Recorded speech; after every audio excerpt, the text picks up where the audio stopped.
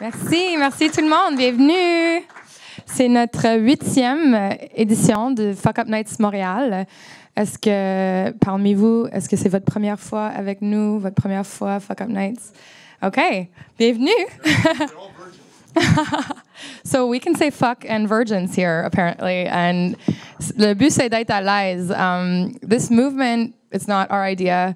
I was asked to bring this to Montreal from the Mexico chapter in Playa del Carmen, where I have a team and I work, an entrepreneur. You'll get my story maybe another day.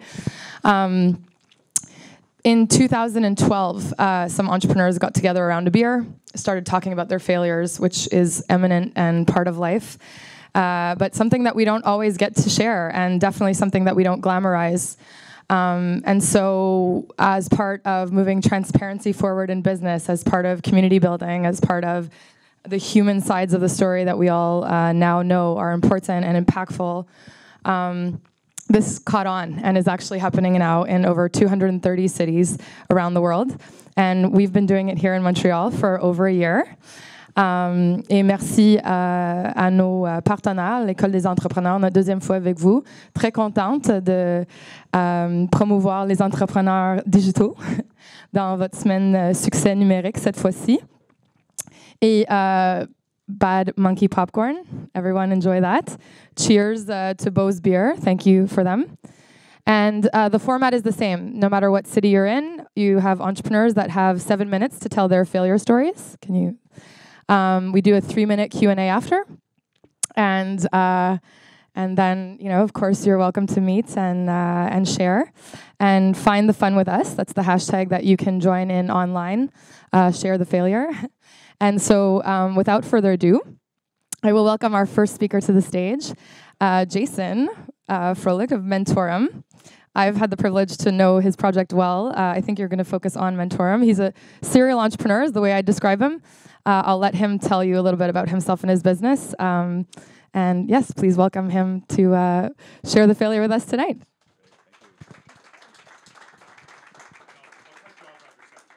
Sure, it's fine. Hello, everybody. It's my first time at Fuckup Nights, but I just figured, you know, fuck it. So where do I begin? You know, I had a dream about 2 years ago, and then reality kicked in. I'm a serial entrepreneur, as Natalie said. Maybe someday I'll work for somebody. It'll be less of a headache, but I'm still addicted to this lifestyle. So my background is actually in e-learning. Fresh out of school, Concordia, I joined the family business, and I created basically an e-learning division. You know, selling e-learning platforms across Canada, training government employees, and I got kind of the, I don't know, I guess I got the flu, I got the bug for being an entrepreneur, creating startups. What I used to do on the side for fun is I would do fundraisers, sports fundraisers. So I would bike and run for different causes as a way of kind of dealing with my stress and all that. So I did the Ride to Conquer Cancer. I climbed Mount Kilimanjaro for the Children's Hospital. I ran from Montreal to New York and Relay a few times to raise money for single-parent families. And I kind of, you know, also got addicted to health and wellness. I really enjoyed, you know, sweating for a great cause. You know, I made some great friends within that world, social entrepreneurship, social impact, and I, you know, had a lot of people that I was doing these fundraisers with that, you know, wanted to eat better, deal with their injuries, just live a healthier lifestyle. So I had this epiphany one day as I was actually arriving in New York City for the Montreal to New York fundraiser experience, and I said, you know, maybe I can create a health and wellness platform that helps people find the right health professionals. So kind of non-medical. So for example, you know, if you want to prepare for some sort of sports events, what kind of trainer do you need? If you want to eat better, what kind of nutritionist do you need? Most people, when they search online, they just kind of like, you know, you just listen to your friends' recommendations, and that could be hit or miss, or you just, you know, search on Google. And I said, maybe I can create a sort of tool that'll help people make better decisions. And, you know, I had this grandiose vision. I wanted to disrupt the world of health. I wanted to kind of put the consumer in the middle, and I've helped health professionals talk to each other and follow and pursue the consumer and help them achieve their objectives. So like if you want to, let's say, I use a lot of sports examples because I'm kind of intense with my marathons and triathlon, so sorry. But let's say you want to do a half marathon, you need to surround yourself by a trainer and a chiro, osteo, nutritionist. So I was like, wouldn't it be great if you had a platform where instead of going to some multidisciplinary clinic, you just had the platform where the health professionals would communicate with each other and would basically kind of just be aware of your specific needs and really have your back all the time. So I had a few partners that I did the fundraisers with. I partnered with a former NHL athlete, and we created a kind of MVP. We created Mentorum, and we just started with sort of a mock-up, and we tried to validate the idea. So we surrounded ourselves by people that shared our vision, that liked our idea, and we built Mentorum, and we made a number of assumptions, and it was a fun ride, and we eventually launched, and the results weren't as expected, and so there were a few fuck-ups. So hindsight is always 20/20. So looking back, I'm sure there's so many things that I could have done better, but in hindsight, probably. If I were to go back in time now, I'm sure I would make new types of mistakes. But I just wanted to focus on a few mistakes that I made. I think the original idea was a little bit too ambitious. So I didn't properly validate the business model. I really wanted to change the way people interact with their health professionals. I saw the long lineups in hospitals, and I said, this idea, people will flock to it.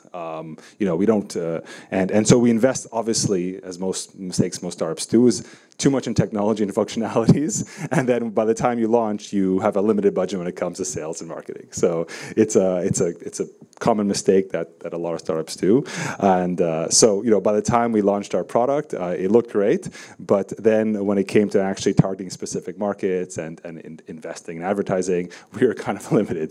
So that is definitely a fuck up that in hindsight I probably should have avoided. I also made some incorrect assumptions regarding our partners and customers. So I just assumed that a number of partners out there, clinics and different organizations would love the idea and would share that with their networks, and we really would together kind of revolutionize the way Montrealers access their health online. It turned out that a lot of these potential partners consider us kind of competition. They have their own ways of doing things. They have their own kind of booking systems.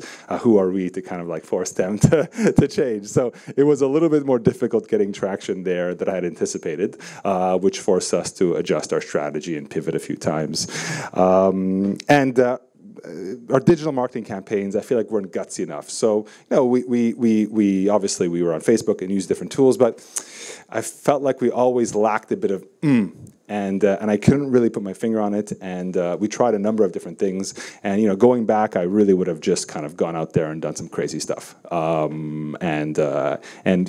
number of reasons, we wanted to cater to a number of audiences. We didn't want to kind of bother too many different markets that weren't used to our products. So in hindsight, we probably should have just gone out there and just said, fuck it. One thing I probably should have done better is surround myself by people that didn't like the idea from the get-go. So I did validate the idea. I spoke to a lot of people. Some liked the idea, some didn't. But I should have, as part of my entourage, I should have just had a few people that just always just rated on my idea. So that sucks. That's stupid. And it forced me to kind of really, really just hone in on a business model almost on a daily basis. Instead, I got some great feedback, but then I surrounded myself by people that really kind of enjoyed my vision, and in hindsight, I would have just had somebody literally kind of like a dark angel saying, "That sucks. What are you doing? Where are you going with that idea? Come on, think better." So I would have probably changed all those things if I couldn't go back in time, but I can't. Mentorum is still kicking. We're moving in a new direction. I've definitely learned a lot from my mistakes. I have a lot of cool new projects on the go, including a language co-working space just on a corner from here and some other cool stuff. But I just wanted to share that experience with you and hope that's perfect timing. Wow. And I look forward to your questions. Anglais, français, it's fine with me. Thank you. Yes. Thanks very much, Jason. And before I introduce some of the other team members that are from here, and I hope you can hear me, but if you can't. We have some questions. Open up to anybody in the room. Yes, Marina in the back. Hi. For sharing your story. I'm curious to know how you were financing your failures, because for sure your platform especially been disrupted and the industry gets expensive very fast. Yes. Yeah, very good question. So we had some angel investors. So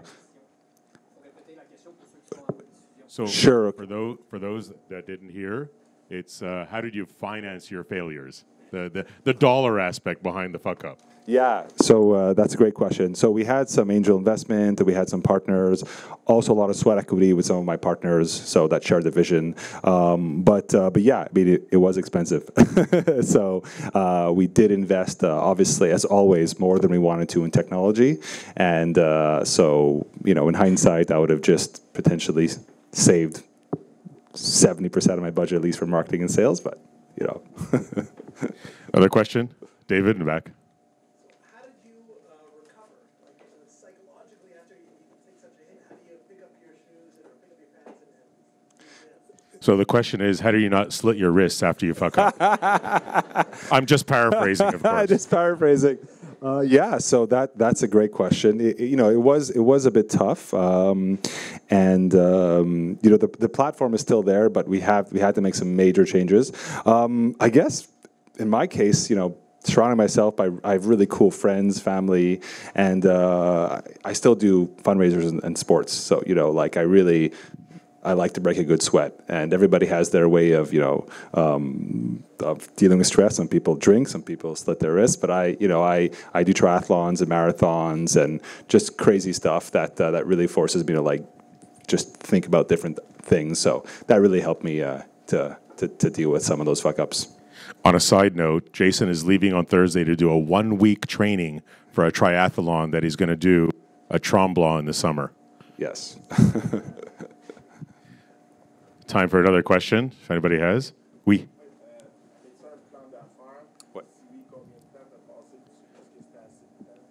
Question, y avait-il un plan d'affaires? Do you have a business plan? Did you have a script that you followed? Yeah, ben c'est sûr que j'avais un plan d'affaires. Tu n'as pas vraiment le choix d'avoir au moins un plan minimal quand tu es en affaires, mais la réalité des plans d'affaires, c'est qu'il faut toujours le changer, il faut toujours le modifier, il faut toujours faire des mises à jour. Alors, je sais pas ce que tu as un plan d'affaires, ça ne veut pas dire que, comme tu sais, you know, it's a magic answer. Alors, oui, j'avais un plan d'affaires, j'avais plusieurs pitch decks, j'avais accès à des mentors, à des personnes qui m'aidaient, qui m'encourageaient, mais you know,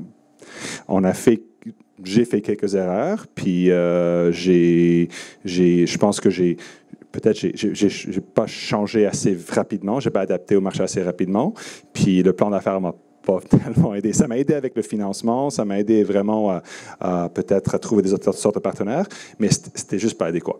Le plan d'affaires, c'est juste le first step. Merci, Jason. Thank you very much. A round of applause for Jason.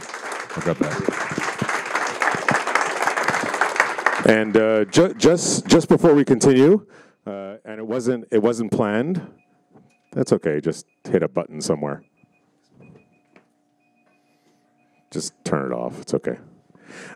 Just before, you know, Natalie, our fearless leader, you know, it wasn't a planned fuck up, but she didn't actually introduce the rest of the team. So we're going to take the time and do that now. Y a-t-il un qui est meilleur? Je sais pas. Donc, partie de l'équipe, il y a 4 membres de l'équipe fondateurs. One of them is not here tonight. Vanessa Mugler is part of Quo Vadis and Le Salon 1861. Great co-work sharing space. Impact Hub. So, great part of our team. She's not here today. She's traveling the world down south.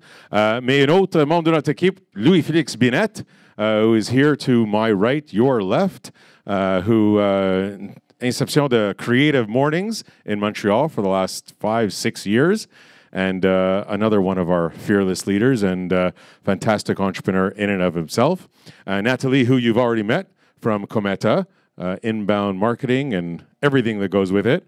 And myself, Josh Miller, who is a partner at PVisio, does a lot of services for PME, bunch of different things, but also a host of Today's Entrepreneur on CJAD on Monday nights at 7 o'clock. So interviewing tons of entrepreneurs over the years, so many great stories, couple in this room that will eventually be on the show So lots of fun. So without further ado, that's the team. We're gonna bring in our merci. Thank you. We're gonna our next speaker. We got 2 to go, but our next speaker, Stefano Faustini, who's gonna come up on stage and talk about Les Lab. So Les Lab, when we're thinking about Succès-Numérique, there's a learning process that comes to it. And the learning part is, hey, how do you learn how to build a website? How do you learn to do social media? It doesn't always come naturally. So for them, like École des Entrepreneurs that touches so many different aspects on the business, they focus on a single one, and that is really training people how to deal with the online world and how to be with all the entrepreneurs, with all the people that want to do it themselves today. How do you train to do it yourself? Stefano's going to come up on stage and tell you about their story, and maybe a fuck-up or two. So let's welcome Stefano Faustini to the stage.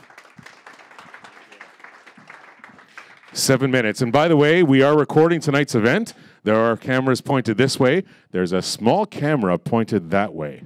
Hope you're okay. If not, stay behind the column. Stefano, the floor is yours. Thank you, Josh. Thank you, thank you. Hi, Natalie. How are you?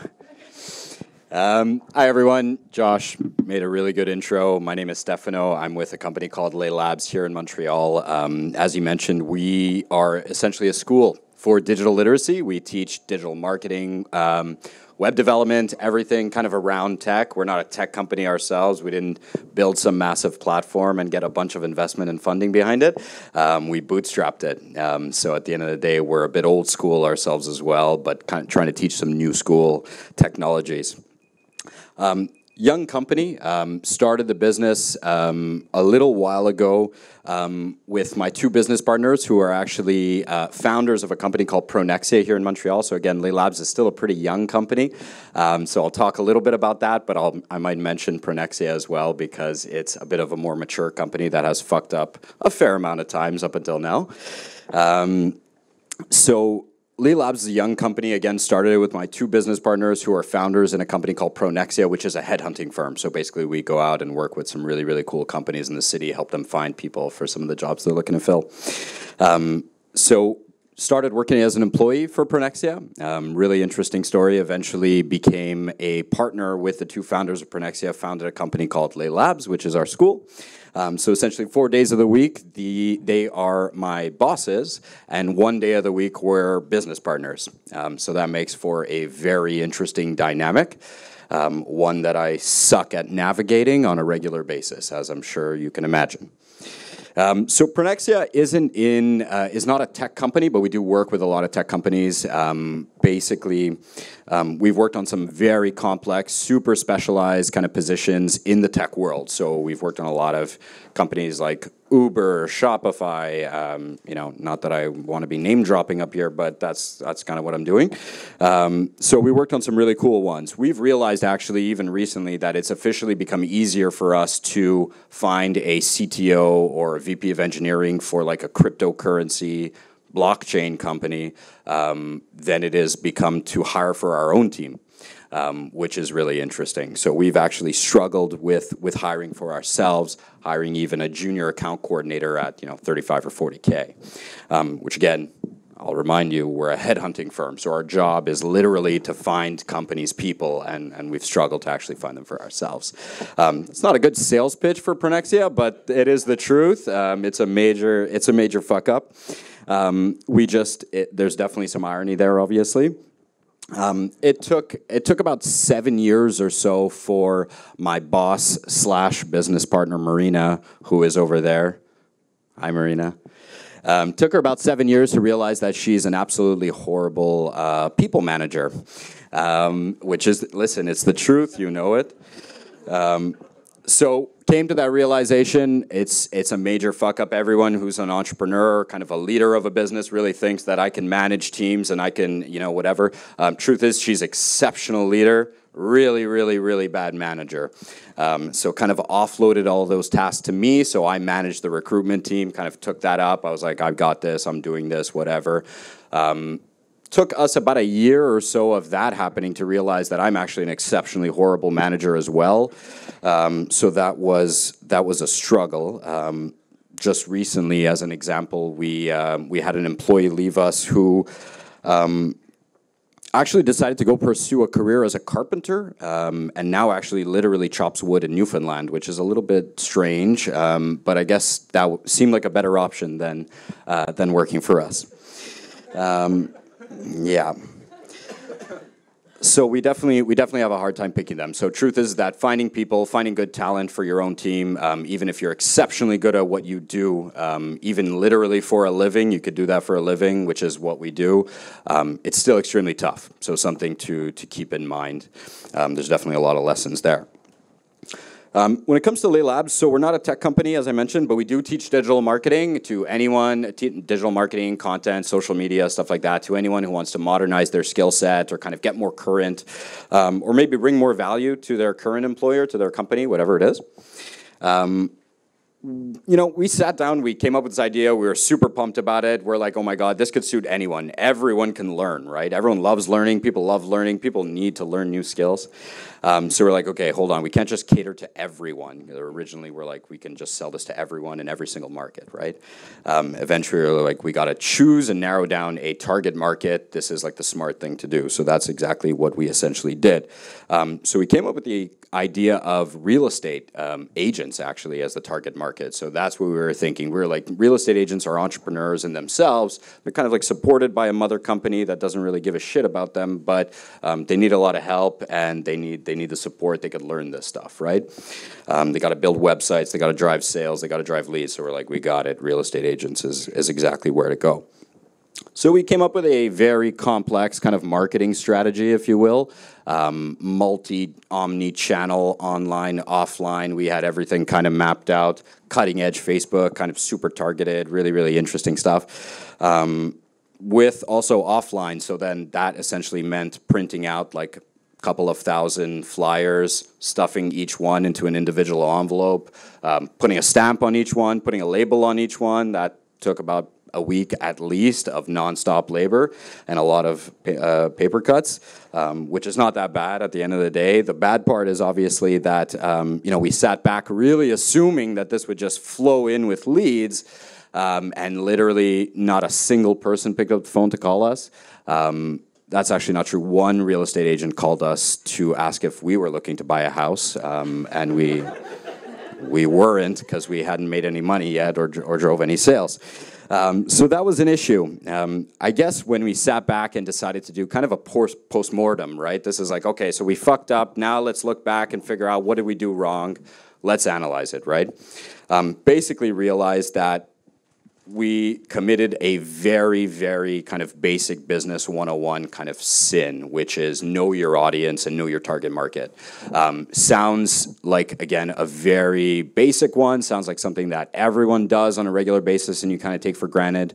But truth is that we didn't. And we're very good at building stuff, building businesses. Marina Moran built a very successful business. So they know what they're doing, but yet we still fucked up pretty hardcore. So that's one of the things we realized, obviously. Is that my time? Yeah, sweet. Fuck it, that's it. Anyways, lots of other fuck-ups if you want to chat about it. Thanks. Super. Thanks very much, Stefano. Awesome. I don't know if it's on or not. Okay. So two comments. First is, you know, we're allowed people to say fuck, but not shit. So, you know, sorry about that. Up there. Sorry, guys. But second of all, you know, you said you work 4 days as an employee and 1 day as a partner. When you criticize Marina, were you the employee or the partner?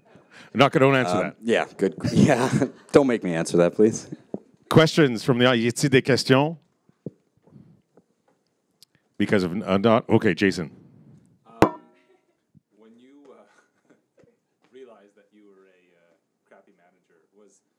Actions you took to kind of improve your managerial skills, or were you kind of you realized you were a lost cause? Everybody hear that? When Stefano figured out he was a really, I'm going to allow to say it, shitty manager, was there anything you did specifically to fix that?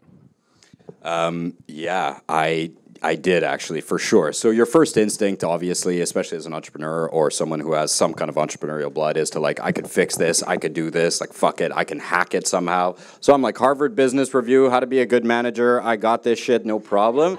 I'm like figuring out whatever I can. I'm reading books. I'm ordering on Amazon. Marina's got like the triple prime Amazon account, so we're like constantly ordering stuff. Read everything I could and realized that it actually really won't change that much. I'm just a shitty manager. So at the end of the day, yeah, truth is, what did we end up doing? Well, I can't tell you yet because we haven't figured it out yet. I'm still managing right now, not super well. Thankfully, none of my employees are in the room right now. But I'm sure that they would agree with all that I'm saying. So it's a work in progress. Autre question, another question? If not, I actually have one. You mentioned earlier going from employee to partner. You know, there's a lot of entrepreneurs that work for somebody else and then they move on to the next. How did you handle that? How did you manage that transition, notwithstanding Marina's in the room in the back? Yeah, it's a tough dynamic for sure. I mean, just imagine that, right, in a very tangible way, what that means on a daily basis. It's kind of okay at the end of the day if you don't answer your boss's email at like 9:30 at night. It could wait till the morning after. If I don't answer in 15 minutes as a partner, I'm getting a text or a call. It doesn't matter what time it is, right? So there's things that you need to adjust and adapt for sure, in terms of behavior, in terms of attitude. And also, yeah, I mean, it's definitely a learning curve. I wouldn't necessarily suggest it to a lot of people. I've become like a little bit of like an anomaly in a lot of ways. Maybe it should stay that way, but it's when you're aligned with people, when you trust them, when they trust you, and when you're really on the same page, things like that could happen, and good stuff comes out of it for sure. Louis Felix, your partner, Nick, was laughing when it was like, you know, answer in 15 minutes, so... Do we have one last question? David. I'm just very curious, how did you actually transition, from employee? Like, what do? You walk in the office, I had this idea, like, what actually happened to become from employee to partner? So if I can paraphrase, why did you deserve to become partner after being an employee? It's a great question. Something that I've actually thought about myself, right, in a lot of ways, because I am just very excited and eager, and obviously I've got ideas and I've got passions and ambitions, but a lot of employees do, right, at the same time. So, like, why me and not others? Well, truth is that it really does come down to alignment. You got to really fully feel like you're on the same page as this employee, almost in a totally different space. Like, not just as an employee or like, yo, this is a cool person, like we're on the same page with them, but really truly as a business partner. In every capacity, you feel that you're aligned. That's really what we felt anyways, and so we're very fortunate that I'm fortunate as well that I found that also, because it's quite rare. And Marina says it too. Truth is that Pronexia is a very good company at in a lot of ways, but it's very good at also helping its own employees kind of achieve their entrepreneurial dreams in a lot of ways. She says one thing. She's always like, if you don't work with them and build with them, you end up losing them, right? And it's the truth, because for sure, eventually, I potentially would have gone on to do my own thing, etc. But at the end of the day, I really wanted to do it with these people. And when you're that aligned and kind of like that tight with these people, with people like that, you don't want to let it go. Yeah. Super. Merci, Stefano. Give a round of applause for Stefano. And to introduce our next speaker, we're going to bring back Natalie to the stage. Nathalie Rivière, Cometa, please. Oh, merci, Josh. You can stay if you want.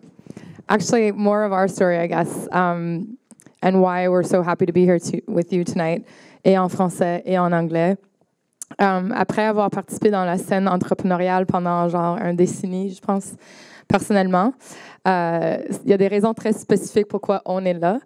Quand ils m'ont approché avec le sujet des échecs and failure and fuck-up nights, je pensais à Montréal et je pensais que finalement c'était un sujet assez universel, accessible pour tout le monde, qu'on pourrait unir les différents volets en entrepreneuriat, qui sont celles qui sont corporatifs, les entreprises sociaux. So Vanessa represents social business, corporate world supporting consciously, but other entrepreneurs.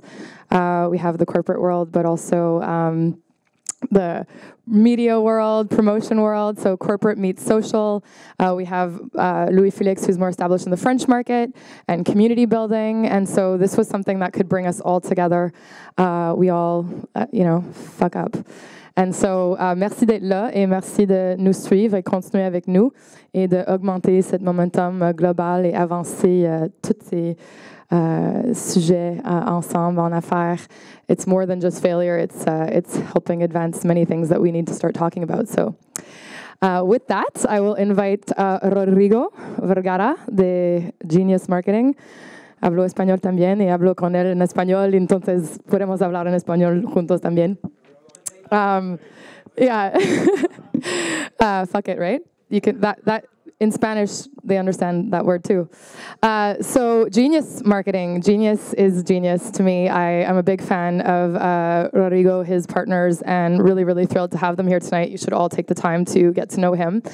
Content geniuses, storytelling geniuses, digital marketing specialists. I met them when also in the VR world, AI. They're really the guys you want to talk to, contributing to Forbes, traveling around, really advancing Montreal forward and doing well for our city and well for this this future of better content and better stories. So, bienvenidos, amigo. Merci beaucoup, merci beaucoup. Au contraire des messieurs qui sont passés tantôt, j'ai pas la voix de radio. Alors, je vais demander, s'il vous plaît, de just kill my highs. Just completely kill my highs. Bump my... No, I'm kidding. I really don't care. Et puisqu'il il est déjà passé 7 heures, je me permets d'arriver ici avec une bière à la main. Right? Salut et merci beaucoup à la brasserie Beau. C'est pas la première fois que je pense qu'ils supportent ces événements-là, parce que j'ai déjà participé à ces événements-là, pas comme présentateur. Et puis, il me semble qu'il devrait en avoir plus dans les dépanneurs. Message aux dépanneurs. Donc, Rodrigo Vergara, pour ceux qui ne roulent pas leur R comme los latinos. Ça fait quand même juste 35 ans que je suis ici, fait que c'est pour ça que j'ai plus d'accent, ça fait très longtemps. Genius, ça fait 12 ans que l'entreprise existe. Et d'ailleurs, quand Azad Abbasi, notre CEO, qui d'ailleurs était supposé de vous donner la présentation ce soir, car c'est lui qui est vraiment le genius derrière le genius de l'entreprise. Quand il est parti de l'entreprise il y a 12 ans, c'est vraiment avec des idées de génie qu'il a parti ça. Puis lui, il s'est dit, écoute, les grandes entreprises ne me laissent pas entrer par la porte du devant, alors je vais créer mes propres portes de côté. Un petit peu le hip-hop dans lui qui a pris le devant. And basically, he started designing and printing business cards at the cheapest cost price. So obviously, all the big companies wanted to save money. So they went to him to save money. And once they were sending checks and he was part of their receivables list, he started calling them again and offering web services, which was really, truly what the company was all about at the time, 12 years ago. So that's how we got our foot in many cool doors over the years. L'entreprise, vraiment, on est comme une bête à deux têtes. Et en tant que bon immigrant, je vais faire ça très bilingue. Right? I'm going to go from English to French. No Spanish, don't worry about it. Et puis, écoutez, notre amour a toujours été de raconter une histoire. On a toujours aimé raconter des histoires de marques, raconter les histoires des entreprises. Et 1,2 milliard de views sur YouTube plus tard, en termes de storytelling, à travers 12 ans, je pense qu'on est, on peut se dire qu'on est quand même pas pire dans qu'est-ce qu'on fait. Mais même dans ce que ici à Montréal, on considérerait comme un grand succès, 1,2 milliard de views. C'est tout un statement à faire lors d'un meeting et surtout lors d'une présentation comme celle-ci. Il faut quand même prendre un petit pas de recul et se dire que ça fait quand même 12 ans que l'entreprise le fait. Fait que si on fait un petit calcul rapide, ça fait 100 millions de views par année, average, cool, but one music video gets that, right? One Rihanna video gets that. And of course, don't even get me started on Despacito, right? Hey, it beat Gangnam Style, que viva la raza. That's all I gotta say. That's all I gotta say. Donc, en 4-5 ans, avec toute cette expérience-là comme raconteur d'histoire, comme gens qui sont spécialisés en identité digitale, en digital identity. Ça se dit, digital, c'est les doigts, c'est pas numérique, excusez-moi. En identité numérique, il y a 4-5 ans, on est, notre CEO, Azad, est allé au Google I.O. parce qu'on est une entreprise partner Google. C'est plus difficile que vous le pensez, faire ça sans préparation, bilingue en plus. I'm really trying. So basically, Azad came back from Google I.O. with a piece of cardboard that had 2 lenses in it and said, guys, I know we all tried Oculus. And it was kind of cool, mais c'est plus pour les engineers, it's gamers, c'est pas pour nous. But this thing works with smartphones. And there's 5 billion smartphones out there. That's a target market. That's who we want to talk to. Alors, on s'est lancé vraiment comme dans une piscine dans le monde de la réalité virtuelle et augmentée qui, honnêtement, ne sont tout simplement que les nouveaux outils pour raconter des histoires. C'est pas plus épeurant que ça. That's what it is. Et surtout avec les annonces d'aujourd'hui lors du Game Developer Conference de Magic Leap, si vous avez une entreprise, si vous faites partie d'une grande entreprise et que vous n'avez aucune stratégie réalité virtuelle et augmentée ou intelligence artificielle, parce que tout ça est runné par la machine, you guys are so lost and I'm so sad for you. So let's talk fuck-ups. Comme beaucoup de petites entreprises familiales, comme on les dit, donc les petites entreprises de première génération, si je peux le dire comme ça. On a toujours, et surtout quand le CEO a un très grand cœur, on a toujours cet instinct, lorsqu'on a besoin d'engager une personne, de chercher dans son cercle le plus près. And that could potentially be a gold mine because you potentially have the greatest marketing mind in one of your friends. You may have a public relations star in your friends, but you most likely have people who will fuck up. And they will fuck up under your name, under your brand name. And that could be one of the most dangerous things that you can do. Et c'est quelque chose que l'entreprise a dû faire affaire lors des 2 dernières années, lorsqu'on a pris des nouvelles personnes dans l'équipe. Et malheureusement, ces nouvelles personnes-là, autant qu'on les aime, autant que c'est toujours, et elles demeureront toujours nos amis, ces personnes-là n'étaient juste pas à la hauteur des besoins de l'entreprise. Alors, sans nécessairement parler d'un grand fuck-up, je veux juste vous rappeler ce soir, surtout pour les gens à la maison et ceux d'entre vous qui ont pris le temps dans un petit mardi soir de venir passer un petit mardi soir avec nous aujourd'hui. Be careful when you're hiring. Be very, very careful in your hiring process. S'il faut prendre 1 semaine, 2 semaines, 3 semaines, 4 semaines de plus, si vous devez faire un petit peu plus de overtime pour combler les besoins, faites comme Nike and just fucking do it.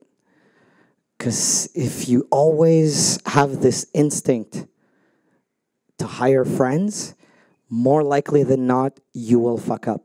Un autre petit fuck-up que j'aime rappeler, surtout aux jeunes entrepreneurs, et c'est drôle de voir que je m'attendais à beaucoup plus de jeunes entrepreneurs et je vois des gens qui sont jeunes de cœur plutôt.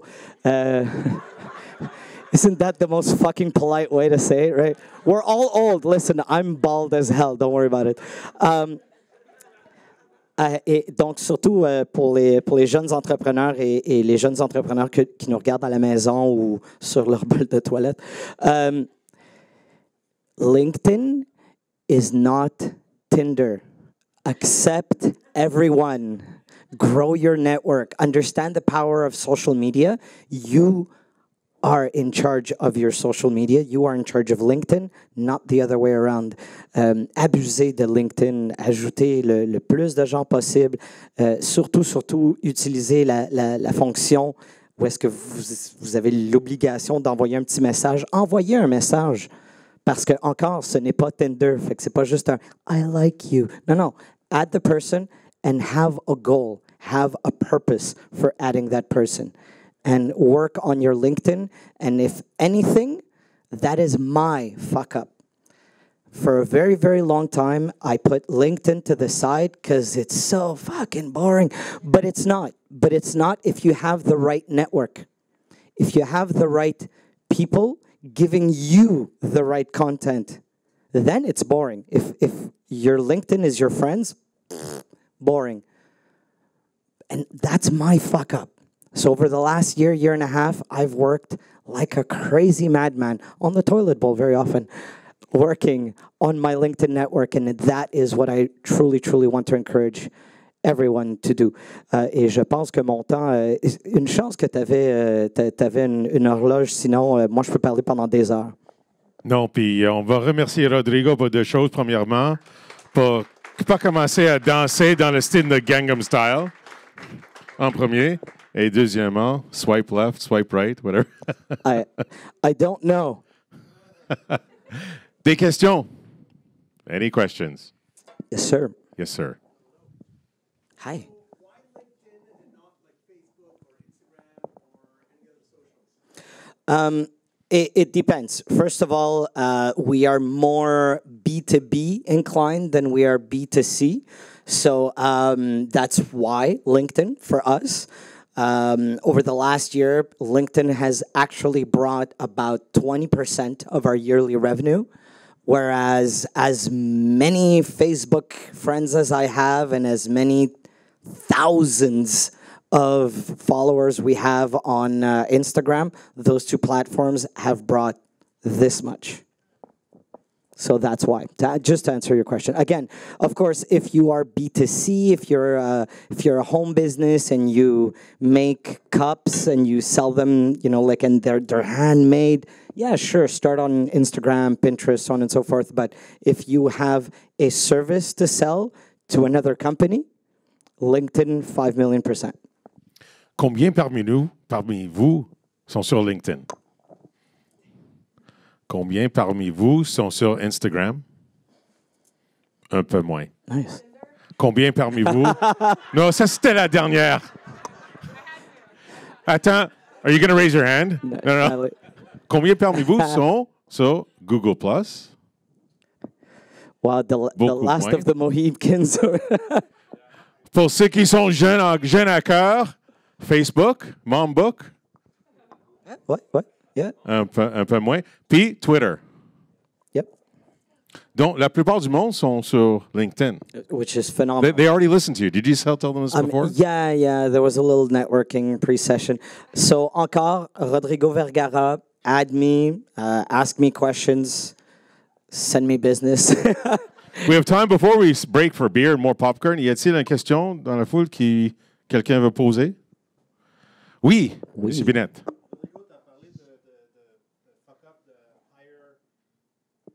Yes. Without naming names. Never. What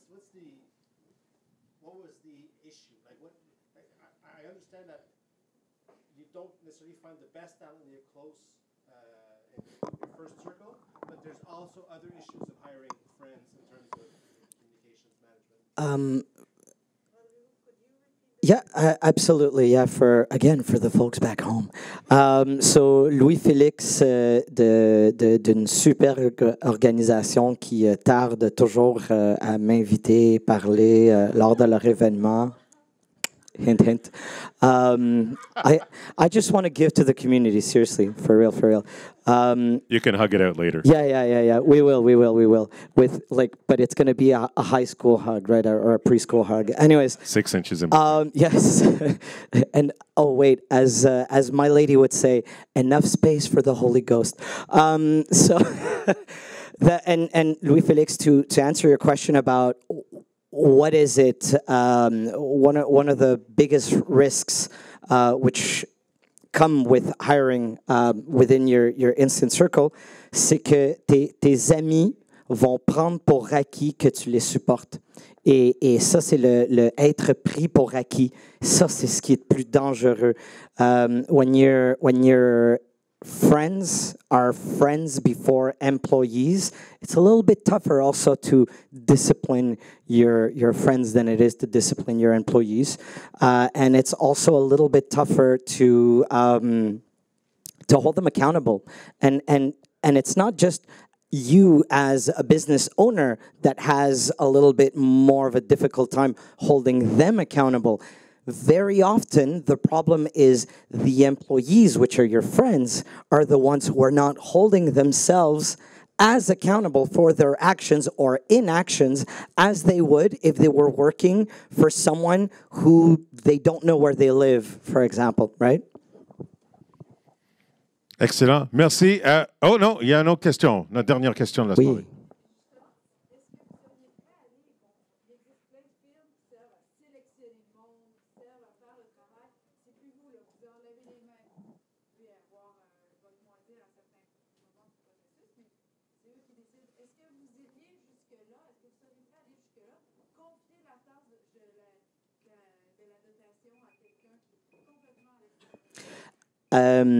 Oui et non. Okay, parce que répéter la question juste pour le. Yeah, bon. I strongly believe that. Just to repeat the question, would we as a business be willing to absolutely give away the hiring process to an external firm? Is that okay? Donc d'entièrement donner la responsabilité des ressources humaines, pour l'appeler de même, ou comme nous on préfère dire le capital humain, parce que rien de plus important que le capital humain à l'intérieur c'est ton plus grand capital à l'intérieur de ton entreprise. D'entièrement le donner, non. Je trouve que c'est un travail collaboratif. Il faut que ce soit un travail collaboratif. Donc, le côté recherche, le côté funneling, oui. Mais les dernières entrevues des derniers grands candidats et candidates potentiels, pour nous, c'est très important de ressentir qu'il y a non seulement du talent, mais parce qu'il y a du talent là, il y a du talent là, il y a du talent là, il y a du talent là aussi, je ne voulais pas que tu te sentes tout seul. Mais des fois, of course, man, it goes without saying. But sometimes also there's the vibe, right? If you're going to be working 10, 12 hours, if you're going to be going to South by Southwest like we did last week and spending literally 24 hours a day for 10 days together, you kind of have to like the person's vibe as well. So il y a du donnant-donnant, il y a un petit peu de tout là-dedans. After all, the world is not black or white. It's 100 shades of gray, just so that I don't use the movie term. And I can tell you, après des entrevues avec presque 200 entrepreneurs, il y a peut-être sûrement qui vraiment trouve des gens that really hire for skill. Puis tout le restant, they hire for attitude. Yeah.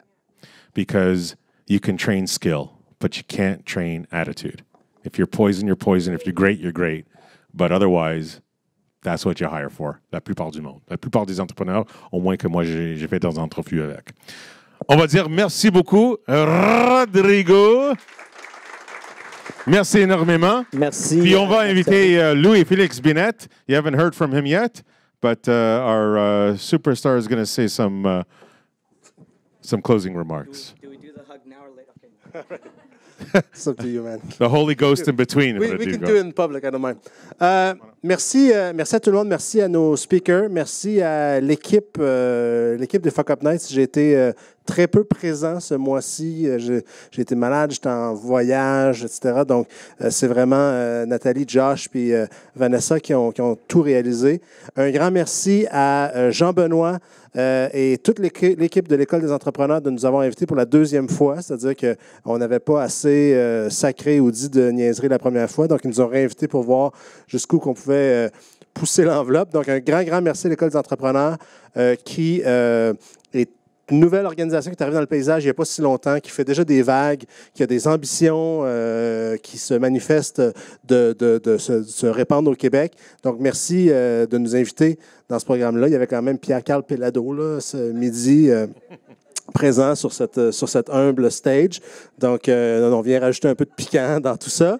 Mais merci d'organiser ça, merci d'être présent. Puis un gros merci à nos partenaires qui nous offrent à boire, à manger. Donc, Bose All Natural, qui effectivement, comme le dit Rodrigo, nous soutiennent depuis les tout débuts. Donc, on a toujours de la Bose à tous nos événements, puis on espère en avoir encore à tous nos autres événements.